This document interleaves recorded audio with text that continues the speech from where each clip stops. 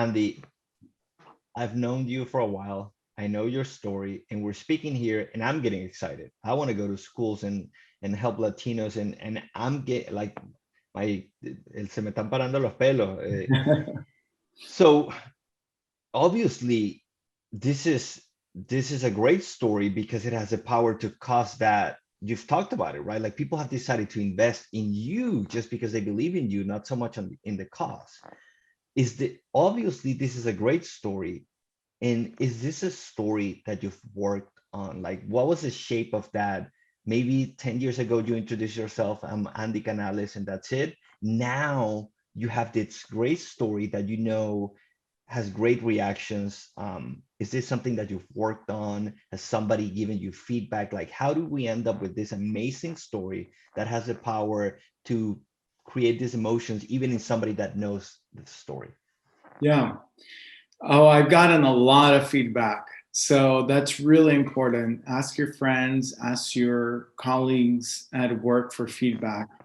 And if you and I were meeting, I just shared this, right? And it maybe took me, I would think, we can look back at the video, but maybe it took me about 90 seconds or so.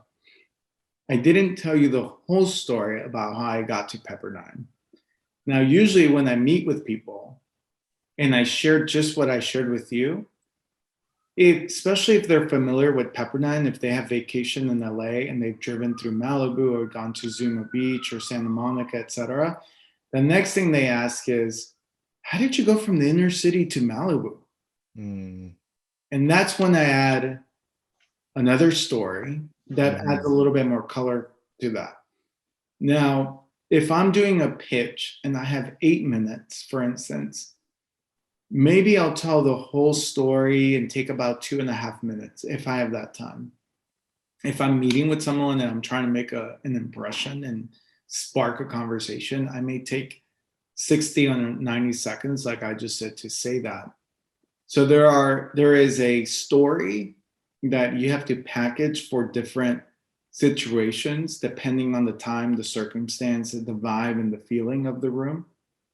And then secondly, the feedback that I've received. So 10 years ago, probably I was pointing to too many events in my Mhm. journey because there's so many meaningful events in our lives. In my life, your life, the people are listening to this, but you can't tell every event. You have to choose one.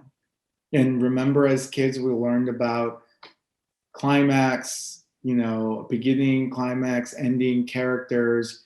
Look up all of the elements that make a good story. Look at the elements that make Mhm. a story a compelling movie, right? There's usually some sort of struggle, a challenge, and then there's a decision that you have to make. Mhm. And as you're sharing that, people are hooked in like, so what did you do next?